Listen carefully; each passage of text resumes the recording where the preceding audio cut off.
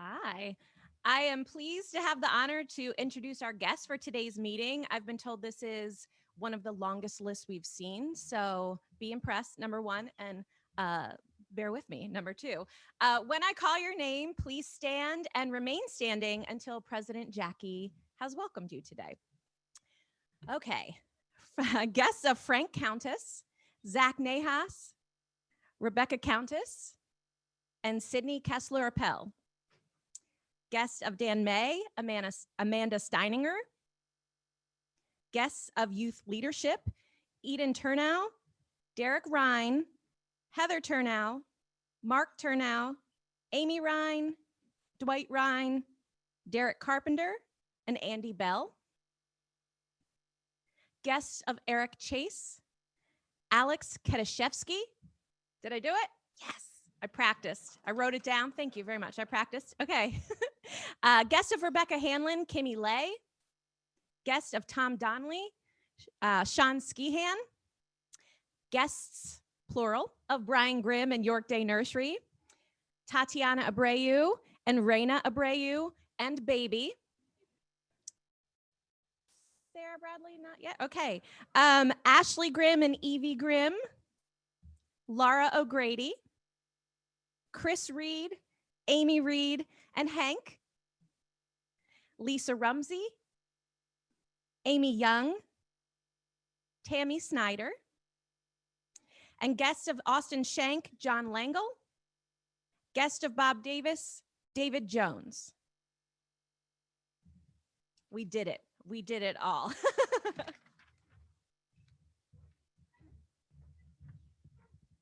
Wow, this is really impressive and I think unprecedented. Babies in the room. I love it. I know that you're taking this each one, bring one really to heart. So thank you so much. Great to see all of your smiling faces. So thrilled that you're with us. We hope that you enjoyed today's program. I know you will, and that you'll plan to join us again often, and that many of you will plan to become members. Rotarians, please help me welcome our visitors and guests.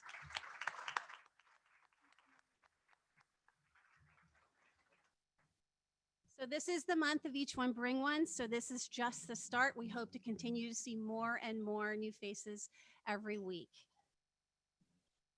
The membership committee will meet today at the Country Club directly following our meeting in the wine room.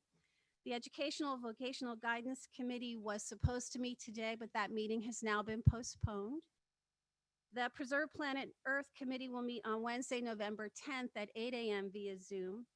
There'll be a district development session on membership on November 8th from 6 to 7 p.m. via Zoom.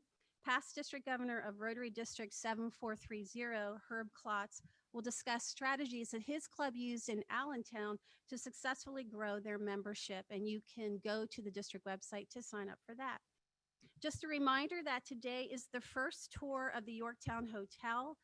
We'll be meeting at 4 o'clock at the hotel. We'll just have street parking. If you signed up, and you'll be with us today at 4 o'clock. If you signed up for the 18th, that's coming up, and that one is also full. And Rob Bowen is looking to do an additional tour. There are already several people who have signed up with interest in touring the Yorktown Hotel. And now for our member moment. Dun, dun, dun, dun. It's not Herb Klotz.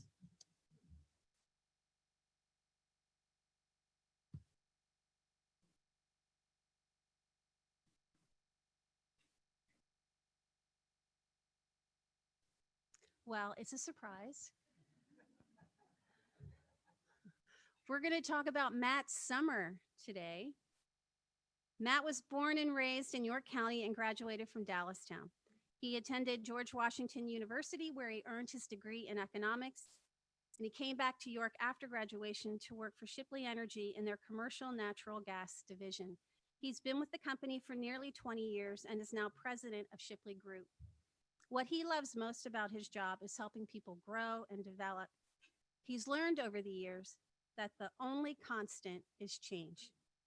Matt spent nearly a year in London, his junior year of college, where he studied at the London School of Economics. He enjoyed all that London has to offer, including being close to the theater district, where he was able to see many shows. As Claire Forbush can attest, London isn't exactly known for their cuisine. So Matt soon discovered that he really likes Indian food. And he found that there were Indian food restaurants on just about every corner. His time in Europe enabled him to travel to beautiful cities like Prague, Amsterdam, Brussels, Paris, Madrid, and Barcelona. Traveling often teaches great life lessons like keep your passport in a safe place, which Matt learned the hard way when his bag was stolen in Barcelona containing his passport and he had no other form of ID. Matt's father, Jack, has been a member of Rotary for 37 years and encouraged his son to join in 2009. Matt saw that Rotary was committed to doing great work and had the ability to make positive change. He said it was a good way to know what is happening and the people who are making things happen. Matt just finished his term as chair of the Pennsylvania chapter of the Young Presidents Organization. He serves on several community boards and chairs the Energy Committee for the York County Community Foundation. He loves watching the Steelers and the Nittany Lions and is a huge fan and owner of the York Revolution. He enjoys hiking and is often on the Mason-Dixon Trail. Matt and his wife Becky have 2 children, 11 and 9. He says the best part about being a dad is watching his kids try new things and find their confidence and abilities. His son plays baseball for York City Little League, and his daughter plays softball for Eastern York. Matt is smiling a lot lately because his long-awaited 2021 Ford Bronco Badlands has finally arrived after an 18-month delay. I think he's off-roading as we speak, and he's also offered the invitation if any of you would like a ride in his new car on his new wheels. He'd love to take you. Thank you, Matt, and also thank you, Jack, for seeing the value of Rotary and all it represents.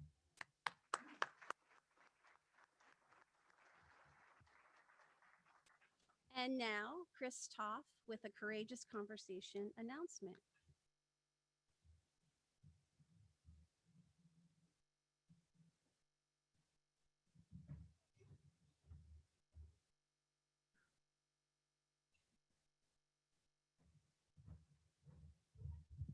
I was spending all that time making sure that my slides were going to work properly. I want to say thank you to everybody here today. Last week, we came with a very serious topic about courageous conversations on race and moving our club forward. And you guys have responded. We have filled completely 3 of the 5 sessions that we do have next week. We do have 2 others. I know that we ask you to turn your phones down and things along those lines at the beginning, but if you'd like to, open your calendars and see what you look like around happy hour next Thursday at 4 p.m. We do have, I believe, 6 openings left in the 4 to 5:30 Zoom session for that. I'm emphasizing that it's Zoom because for those of you that might be afraid to be in the room with Jackie, I know she's taking part in that one. She won't be in the same room with you, so you feel safe in getting into that one. We also have 3 spaces left in the Tuesday one as well. So if you can and are so inclined, please do so. You should act now, right? Let's get that taken care of as quickly as possible. Space is limited. I know that there are some Black Friday sales going on right now. We're having our Black Friday sale, and it's odd that I say Black Friday sale when we're talking about race next week, but that's what we're looking at right now. We got a lot of these that are packed, and we've had a lot of people ask about getting into some of the courageous conversations that are already full. We only have 8 spots for each. We're trying to keep them very intimate. Remember the 4-way test. That's what this is all predicated on. The main reason why we are doing this is to better our club, to better our community. And I want to thank you all that have already signed up, and I look forward to all of those spots being filled by the time I talk to you next week. Thanks again.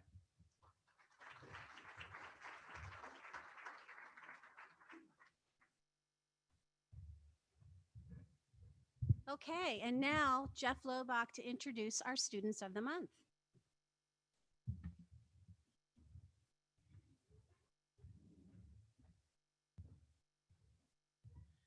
We didn't rehearse our entry to the stage. Thank you, President Jackie. Good afternoon, fellow Rotarians and guests.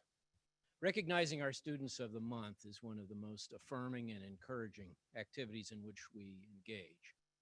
That is certainly true this month when we recognize the students from the Christian School of York. Both are stars academically and in their extracurricular activities. They are supported today by representatives of the school, Andy Bell, the school superintendent, and Derek Carpenter, the principal. You will first hear from Eden Tarnow, who is here with her parents, Mark and Heather Tarnow. Eden is in the National Honor Society and serves on the student council. She participates in volleyball and track, and her musical talents vary from voice to piano to ukulele. Eden will be followed by her classmate, Derek Ryan, joined today by his parents, Dwight and Amy Ryan. Derek is also in the National Honor Society. He plays varsity soccer and baseball, and he's been captain of the soccer team. I know that you will join me in welcoming and in appreciating these youthful members of our community who offer us so much promise for the future. Eden? Hello, I'm Eden Turno. Thank you so much for having me today. I'm honored to be here with you. I came to Christian School of York as a freshman, and I'm now a junior. Becoming a student at CSY has impacted my life in so many positive ways. I've been passionate about music for as long as I can remember. I started playing piano when I was 4 and learned other instruments along the way. I started singing and playing keyboard on the worship team at my church in 5th grade. Now at CSY, I sing and play piano for the choir and get to lead worship on the praise team for our school chapels. Another big part of my life is volleyball. I started playing about 6 years ago at college camps, on different club teams, and I've spent summers playing beach volleyball. I've been on the varsity team at CSY for the last 2 years, and it's been awesome. Besides my faith, music and volleyball have always been a huge part of who I am. Coming to Christian School of York has helped me realize new things about my two passions, and I'm starting to see how much that's impacted me. At the end of my sophomore year, one of my teachers, Mrs. Kemper, told me that God put it on her heart to encourage me to start to step into leadership roles. I wasn't too excited about that. It made me kind of nervous, and I didn't intend to pursue it. But I found out you can't ignore God or Mrs. Kemper. She suggested I apply to join student council, so reluctantly, I did. I was worried that it was going to put my already demanding schedule over the top, and my schedule is crazy, but it's been so worth it. This year, as a member of student council, I'm learning so much about leadership, teamwork, and recognizing others' gifts and encouraging them to use them. And I have to admit, I'm loving it. Growing in my leadership skills has spilled over into all aspects of my life. I applied and became one of the captains of the volleyball team this year. As a captain, I implemented a weekly devotional time for the team. Because of my experience on the praise team and in choir, and as a member of NHS, I'm now in the process of playing the worship music for the National Honor Society-led Christmas Chapel in December. I'm so grateful to be at a school where I am encouraged and challenged, and where I can feel myself growing in my confidence and in my leadership skills. I haven't decided on a career path yet, but I know that the impact of these experiences will positively influence my college years and the rest of my life. One of my favorite verses, Colossians 3:23 says, "Whatever you do, work at it with all your heart, as if working for the Lord and not for human masters." I am no longer afraid of new opportunities. I'm excited to go all in with everything I do without hesitation, and not just for the people around me, but for God. Putting God first in my life is my main goal and will ultimately lead me down the best path. Thank you so much for having me.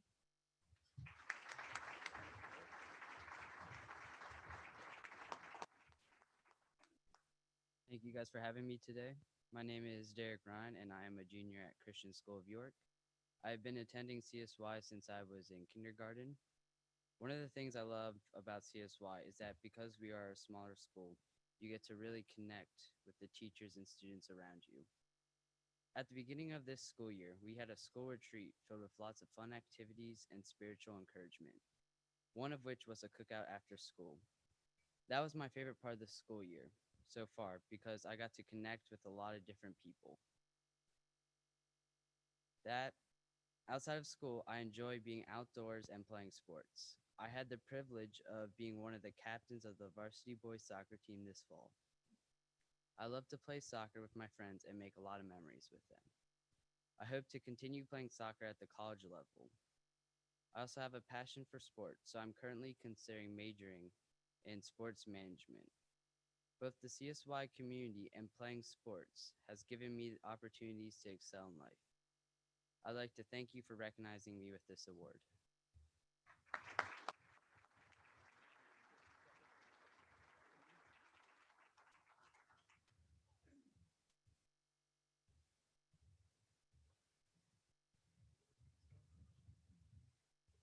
Eden and Derek, I know that your families are very, very proud of you, as are we at Rotary. You are an inspiration to us.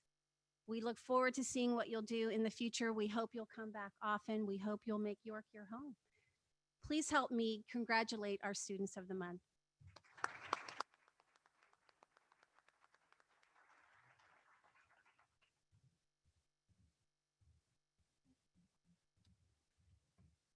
And now it is my pleasure to introduce Sarah Austin, who will introduce our program.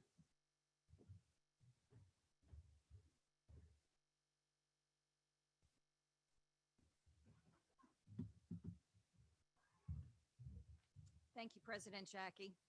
It is indeed my privilege to stand here today and introduce you to my friend and club member, Brian Grimm. Brian is the president and CEO of York Day Nursery, which, as we now know, is the home of many future Rotarians. Brian has been with the organization for 5 years. He received his bachelor's degree from Kutztown University and his master's from Clarion University. Brian has been a leader in York County nonprofits for over 15 years. He has a passion for putting others in a position to succeed. Brian serves on the board of the Children's Home of York and volunteers with the Farm and Natural Land Trust of York County. Brian has 3 children, again, the youngest future Rotarian of whom is here today. He lives in West York with his wife, Ashley. Over the past 5 years, Brian has led York Day Nursery through a strategic restructuring with a focus on capacity building, board development, and funding diversification. Today, Brian will be discussing both the challenges and opportunities facing York Day Nursery, including its newly expanded operations, and how it continues to provide and improve access to quality early education for students in York County from toddler to pre-K. York Day Nursery could have no one better at the helm than Brian. Brian.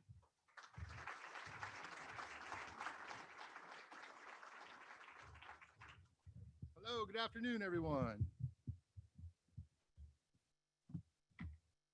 As all of you know, a successful nonprofit starts and ends with a good board. And Sarah Austin is our past president, and Tammy was the president before that. And we're very grateful for their service. So can we give them a round of applause for all they've done for us? They also hired me, so that's a good thing as well. One other thank you. I couldn't be up here today if it wasn't for Evie sleeping last night from 9 to 5. So thanks, baby. Appreciate that. I think this black circle is a little lighter today. This one's still dark, but thanks. So my goal for today is to provide some perspective. Am I close enough? Are you guys hearing me all right? To provide some perspective, help you understand what our country's up against, what our industry's up against, provide some history as far as what YDN is, where we are now, and where we'd like to go. And then lastly, provide some hope for what's going on and how we're going to fix this. So this really all started about 10 to 15 years ago, a program through the United Way, which is a partner agency. We're a partner agency of the United Way, and I'll talk about that a little bit later. Focus on Our Future started with folks like Meg Brubaker and Carolyn Steinhauser and Pete Brubaker and Gail Norris, with the goal of trying to bring attention to the fact that early child care is important. It's important for the students. It's important for the families. And it's kind of gone up and down as far as the support from the top levels down. But they came back and they were like, we need data. We need to understand what kind of data there is out there that tells us that this works so that we can invest in it. Well, thanks to them, we have the data. We have the quantitative data. It works, and I'm going to try to explain to you how it does. And it was really focused on why it works for the children. But what I want to do today, I don't want to focus on the students and the children, because I think at this point, everyone understands that early childcare works for kids. It works for our earliest learners, our most vulnerable learners. It sets them up for success. I don't want to talk about how, you guys listened to the literacy committee when I came up with that big hat, and we talked about, 90% of your brain is developed by the age of 5, how we have children at the most important times of their lives. I don't want to talk about how children who go through our program, they don't need remedial schooling. They are less likely to go to jail. They're less likely to do drugs. They're less likely to be obese. Some of our kids, it's the best meals they have all day. We not even show them how to grow the food. We also feed them the top quality food. they're more likely to pursue higher education, graduate from high school, serve in the military. So we know that 74% of eligible Americans cannot serve in the military because they can't pass the test. They can't pass the physical test or the written test. The military knows it's important. They've invested in it. We know it starts with us at the earliest age. So I don't want to talk about any of all that, but I just did. But really, we always talk about, and Mike always reminds us, this is a business club. So I want to talk about the business of early childcare and why that's important. So I'm going to give you some more quantitative data. And hello, everybody at home or at work, sorry. It's on. Should I turn it off and turn it back on?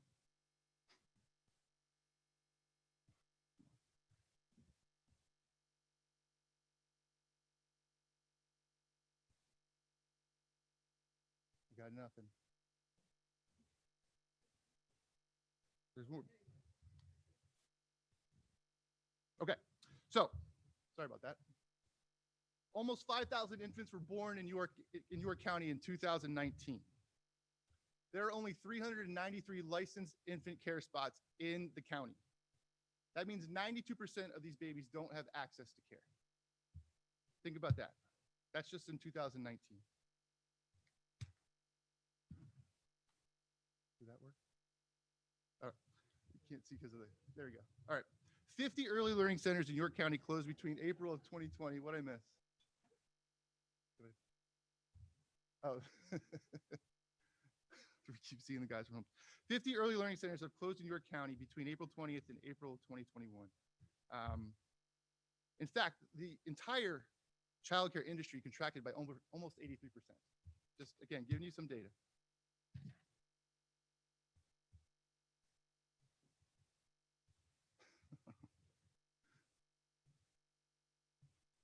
There we go. Is there any way we can move those guys to the other side?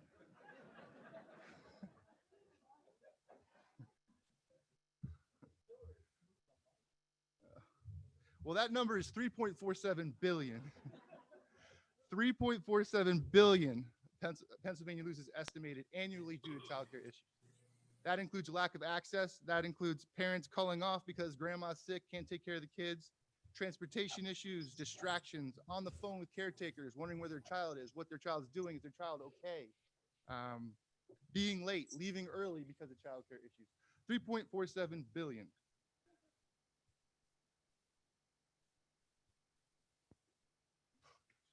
Childcare affects every single person, business or community there is. If you have children, grandchildren, a business, if you pay taxes, if you need employees, if you need service men and women to protect us, childcare is an economic issue. So that's your perspective. Now you understand what we're up against. Let's talk some history. Anyone know what happened in 1932? Correct. The Great Depression. At the height of the Great Depression, 1 in 4 families lost their income. In 1932, a woman by the name of Netta Ford, who worked for the Visiting Nurses Association, York Day Nursery, establishes York Day Nursery at 218 East Market Street. Nurses were in charge of taking care of children back then, right? That's how important it was. We're working on our 90th anniversary next year, and we're learning more and more about Miss Netta Ford. It's truly remarkable. We have so much history that we're still finding in the cabinets of this woman and all the work she did, from going door to door, knocking on doors, asking for linens, asking for monetary donations, because she knew the value of taking care of children to help women get back into the workforce and supplement income. In 1934, York Day Nursery lost its funding, and we had to close for a little while. That didn't stop Miss Ford. She went back to work, and she found some partners. She found the local school official who understood the importance of this.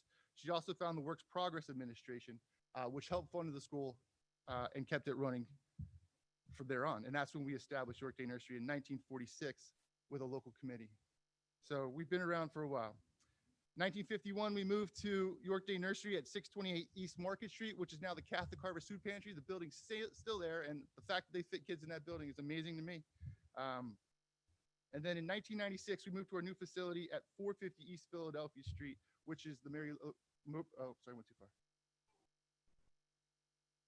In 1966, York Day Nursery becomes a partner agency of the United Way, and we've been ever since. It's a very important relationship with us, especially when it started with the focus on our future in about 10 to 15 years ago, and it's grown ever since, and we're greatly appreciative of their efforts. 1996, we moved to 450 East Philadelphia in honor of Mary Logan. In 2012, we had an expansion where we raised some money and put on a gym for the kids to give them some room to run around during the terrible February months that are coming, by the way. And then in 2001, we opened our first satellite location at York Tech, which is started on Monday. So I'll get into that a little bit later. In today's economy, much like in 1932, having both parents in the workforce is an economic necessity for most families. Childcare is not a side issue or a woman's issue. It is the linchpin of our economy. Example, 64% of working mothers have children under the age of 6. This is in the US. In 32 states, the cost of infant care exceeds that of in-state tuition for public college. The median hourly wage for early education teachers is $12.24. That's nationally, it's even less in York County, like ridiculously less. So I don't know if you can see these numbers, but essentially, it's half of what an elementary school teacher makes is what early childhood education folks make, half. And that includes not having summers off, no pensions. Most of the centers around here don't provide benefits. Yeah, it's pretty bleak out there for these folks.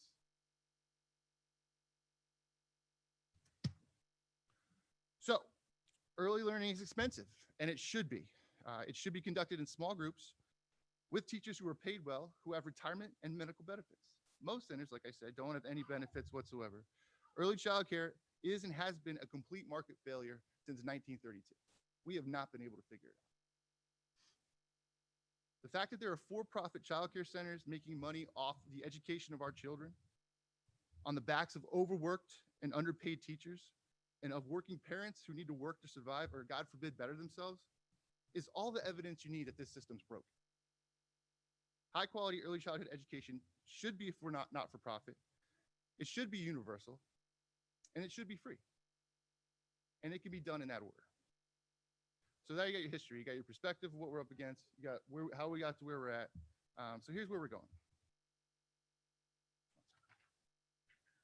First, we invest in our teachers. That's where it starts with. Our starting wage at York Day Nursery just got increased to $15 an hour. We fully fund, if you wanted to come work for me, you have to have at least a CDA, which is the certificate or the Child Development Associate's certificate. We pay for staff members to do that. It's usually around $1,000, $1,200. Flexible schedules to accommodate their observation hours. Half off tuition for children. A lot of our teachers are also parents. So they're allowed to come to work with their child and they get half off tuition. Full benefits and low student to teacher ratios. So burnout is a real thing in this industry. A lot of times it's one teacher for 10 to 15 kids. We have 4 teachers for 10 to 15 kids to 20 kids. Our student to teacher ratio is higher than the standard that the state says that we have to have. And that really adds to our quality. And just supporting our teachers in the classroom is imperative. Secondly, we're investing in our families. We have the lowest tuition rates in York County among comparable centers. Around 70% of our children are at or below the poverty line, 70%, just think about that. No registration fees, no fees for extracurricular activities. We provide soccer, we provide tennis lessons, no fee for food. We don't charge our students for food.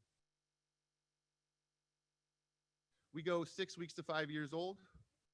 And then we provide free, thanks to the United Way and our partner agencies, free vision, dental, and hearing screenings, which is critical for our students who just, parents don't have the funds to take their son to the dentist or get them to get a hearing test. This happens yearly. So how are we able to do this? Oh, last thing, which isn't on here, we provide scholarship help. So this, like I said, isn't just a poverty problem. This is a problem for the middle class to everyone else involved. We provide scholarship funding for all ages and all income levels depending on their situation. They have to apply. We talk to them. You know, if you said, Brian, I just lost my job and we can't afford to bring John here, we would work with you to figure out a way to help you get through your difficult times. And we do it on multiple occasions, which is another benefit to what we do and why we do it. So how are we able to do this? Through our very diverse income stream. With decades of prudent financial management, we utilize every opportunity available to ensure we are the strongest financial position possible, while always maintaining that our services and are accessible and affordable to the working families.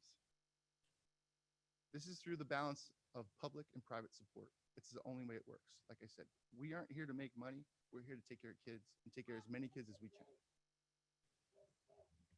So because of this hard work and the past years of prudent financial stewardship, we're able to do some things, like open our new center at York Tech, which we're very excited about. We opened it on Monday, as I said. We're currently open and rolling and hiring some more teachers for the building. We have 80 slots for infants and toddlers, 80 additional spots on top of the 108 that we already have downtown. Keep it down over there.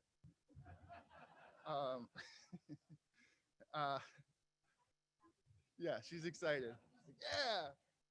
On-site training for our York Tech students. So this is a workforce development thing for us as well. The students get to come into the classrooms that we are showing them how to do it the right way and at the quality at which it needs to be done. When they graduate out of York Tech, they will be ready to join the early learning workforce, which is a huge benefit to not only us, but all the other centers around the county. And then just strengthen our pipeline of early childhood educators. I'm doing pretty well here. In closing, so this is the 628 on the left, Market Street. This is how it started. She started with, I think, 20 kids in that little building with Miss Netta Ford sitting there. And on the right, we have where we are right now in our back playground. And Raina is one of our girls that are here with us today. She's in the picture. In closing, let me go back. Access to early learning affects every sector's ability to produce or to procure and maintain a productive workforce, regardless of race and gender. Although women and minorities bear the brunt of this issue, everyone loses their ability to be productive when they have no access to childcare. We saw this play out in real time during the COVID-19 shutdowns. Parents were left scrambling, trying to figure out how to be an effective worker and parent at the same time. I know my wife was one of them at home, trying to figure out how to be productive while there's a child running in the background, right? You all saw the Zoom calls. It was a really an eye-opening experience, I think, for everyone who didn't have children. An investment in childcare should be a business decision because it's such a significant driver to our business. I mean, what did we say? 3.47 billion is lost. If that's not your biggest indicator, I don't know what is. It's clearly a big issue. It's bigger than me. It's bigger than York Day Nursery. But I know I'm proud to be part of an institution that continues to step up to the plate to make a difference in these children's lives and families who need our care. We say we provide great beginnings for bright futures, and this is true for York Day Nursery itself. We've had a great beginning, and I'm certain we have a bright future. Thank you for your time. Thanks for letting us share our story. I'm happy to take questions. I know this is a really hot topic right now. I mean, you turn the news on, they're talking about us. They don't talk about early childcare. They haven't ever. Now it's at the federal level all the way down. So I like to think that we're positioning ourselves in a good spot to be ready to absorb this demand that's out there. Thank you so much.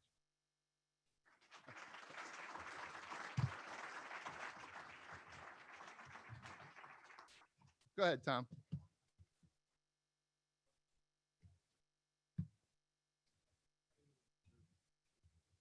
Yeah, so I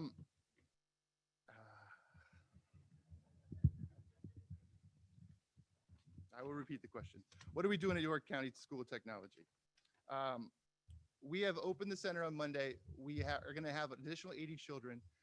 We're only going to do birth to 3 in that center because we feel like that's where our longest demand is. Honestly, we could open 4 or 5 centers in like 2 weeks if we had the staff. This was really our first template. It was a good relationship with York Tech. They used to bring their kids down to our center at Philadelphia Street because they understood our quality. So they used to have the center in there, but they believed in us enough to bring their kids down to us. And now we're going to have it there. We have 2 observation rooms in the classrooms themselves where we can both observe our staff and we can let the students observe. they don't actually count as a teacher in the classroom. They're just kind of a body. So they don't count towards our ratios, but they get to learn firsthand what high quality looks like. They're working with the school to get their CDAs. So like I said, as soon as they graduate, they can jump right into any center, really. Yeah. Yes, sir.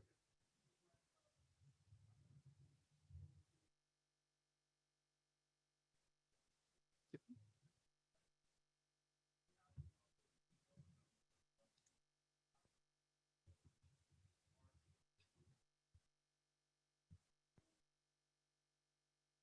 Yeah. So how many kids do we currently serve? We're at 108 down at Philadelphia Street, and then we're adding an additional 80. The way we're opening this is we're doing a slow roll. So on Monday we brought in, I think, seven babies, 7 kids. Next week we're bringing another 15, and then we bring in another, and we'll just keep rolling up till we get to capacity. Our waiting list is about 2.5 years long. So the demand is there. Like I said, if we just had the resources and the space and the teachers, I mean, we could fill it like in a week. Like, I'm serious. I'm not even joking. The demand is there. Our phones are ringing off the hook. I can't tell you, and this is what really drove me to this new facility, is I'm sitting in my office and I'm hearing our receptionist take the phone calls from the parents, right? And it's heartbreaking. Sorry, we don't need space. Well, how long is the wait list? 2 years. Yes, 2 years. I get pulled over to the side, talking to folks at different events. My daughter's been on your waiting list for 2 years and we haven't seen her. So it's heartbreaking to me. And I want to get to more kids. The total number of kids that need care, I don't know that number off the top of my head. But we know almost 92% of those kids don't have spots, of the babies that were just born in 2019. Yeah, so the demand's certainly there. Anybody have any other questions? Yes, sir. Yeah, I think staffing is the biggest issue, right? You should talk to Lisa, my VP of programming. Since we've changed the pay wage up to $15 an hour and created those other benefits, we've had a bit of an influx of teachers who want to come work for us. And that's great. Is that solving the whole industry problem? No. But the way we're looking at it is, how do we get to as many children that we can get to and control what we can control? And the $15 an hour is a good start.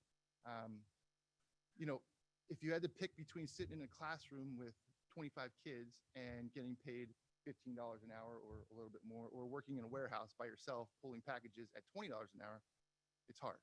It's hard to convince folks to get. So the thing about it is, the teachers who want to be here and work for us, they want to be there. This isn't something they're like, hey, I think I'm going to try childcare. They've decided that childcare is what they want to do, and we have to pay them. We really should. And that's the soapbox I'm on all the time. So, sorry. Yes, fine.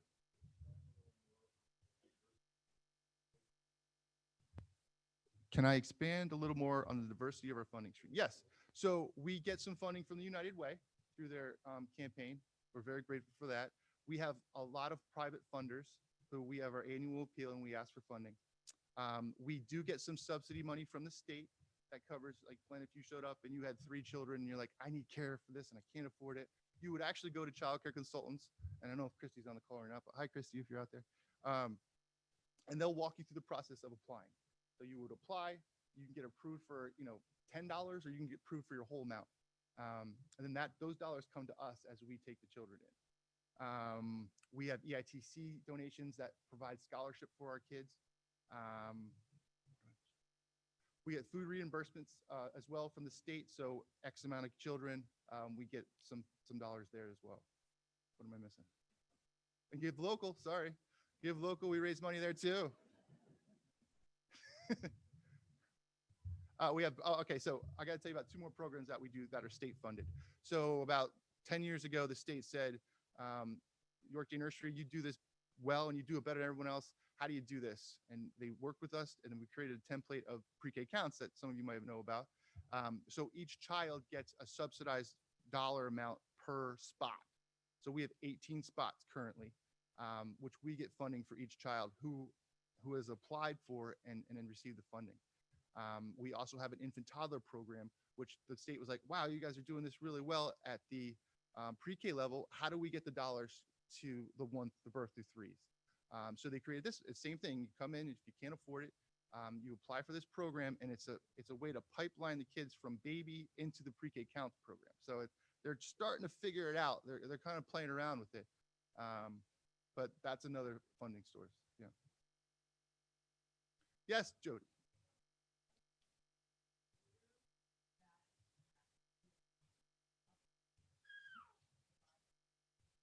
Yeah.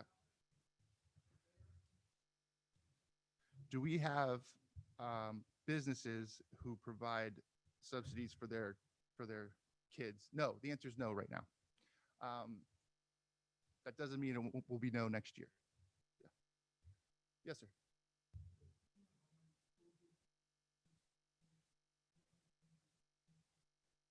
Yeah, we have to do those numbers for our United Way allocation process. Off the top of my head, I would say school districts that are represented in our population, I'd say 4 or 5, I think is a safe number.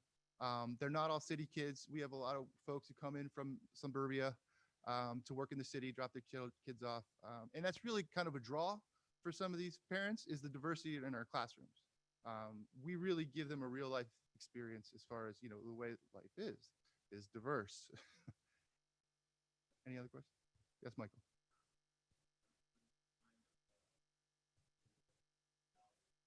Mhm.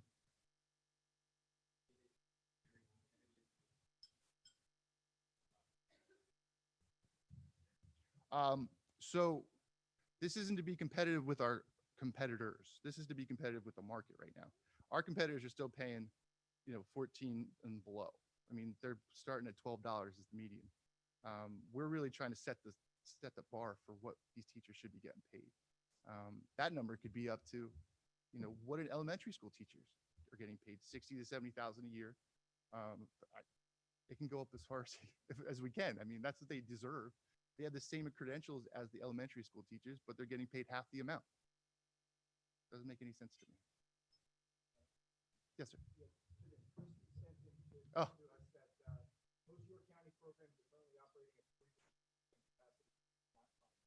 Right.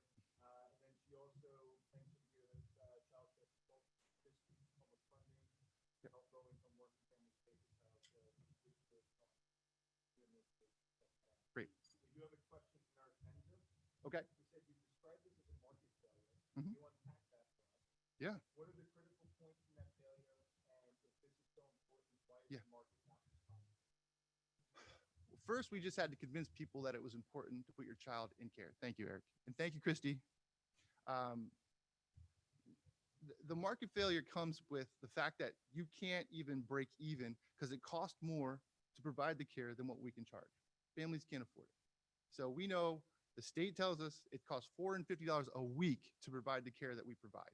We obviously can't charge $450 a week. No one can charge that. It's in excess of $12,000 a year for you to put your child into care.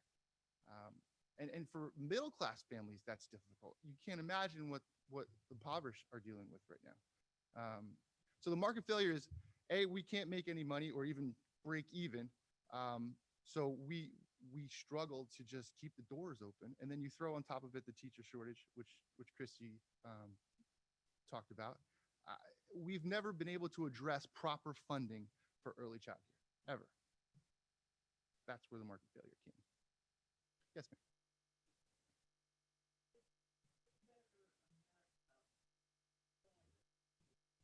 Yes.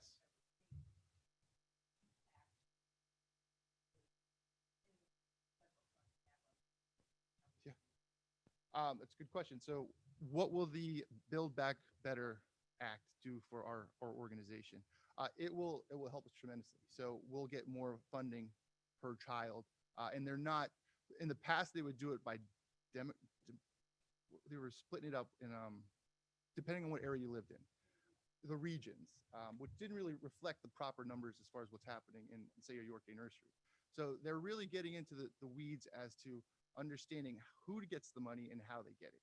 It would increase funding tremendously. I mean, the fact the federal government's even talking about childcare hasn't happened since Nixon, to be honest. Yeah. So we're cheering for it. Yeah. Anybody else? Mr. Anderson.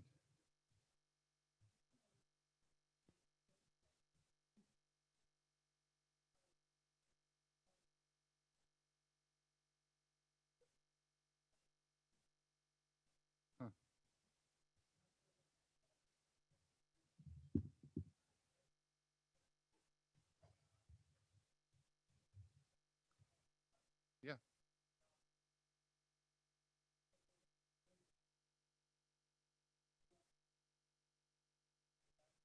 Yeah.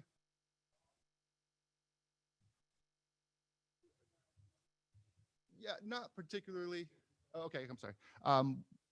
Mr. Anderson heard that 1 out of 3 parents can't afford diapers, and who do we contribute to help with that process, right? Did I get that right? Yeah.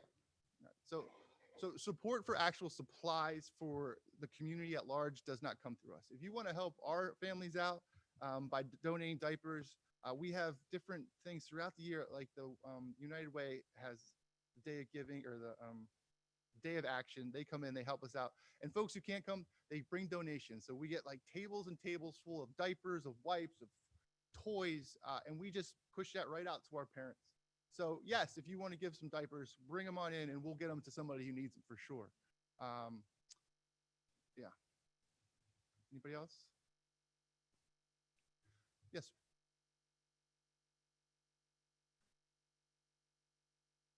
Sir. Yeah. Mhm. No. Mhm.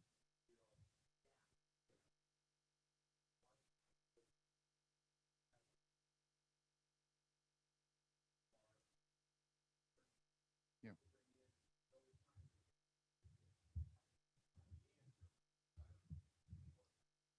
Everything helps. Yeah.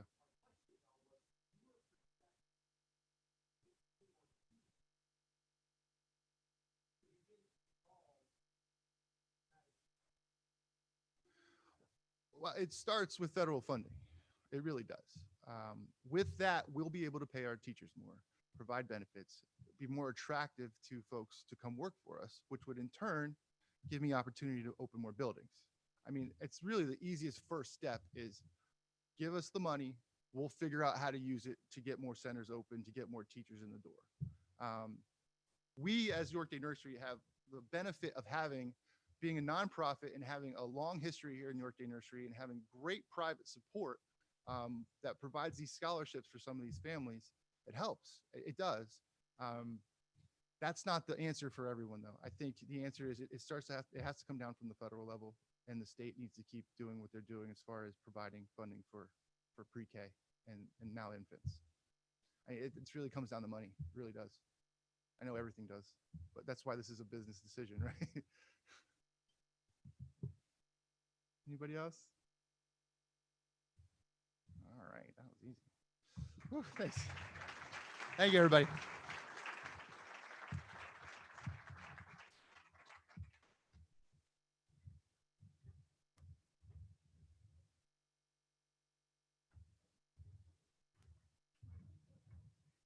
It's great having Brian's biggest cheerleader here, Evelyn Rose, and she is welcome to come back and join us anytime.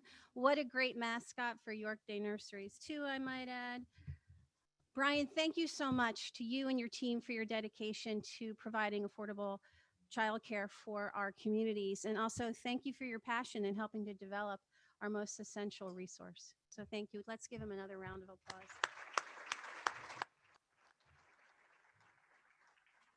Ryan has signed the book Dig, which is written by A.S. King, and we will present this to the Christian School of York to put in their library. Next week is our popular Veterans Day program. Our speaker will be Rear Admiral Marianne Mimi Drew, United States Navy retired, who served for 38 years working in an operational military environment and consistently broke through glass ceilings as the first woman to serve in a variety of assignments, including 5 in command. Mimi has titled her talk, as we celebrate this Veterans Day, "What kind of example are we setting to prepare the next generation for service?" We'd like all members who have served to wear any portion of your uniform that still fits. And please gather for our traditional call of each branch to parade into the ballroom and to allow our members to thank you for your dedication and service to our country. And there will be a group photo at 11:40 next week. In closing, children remind us to treasure the smallest of gifts, even in the most difficult times. Alan Klein. Rotarians, I hope you have a great rest of your week. This meeting is adjourned.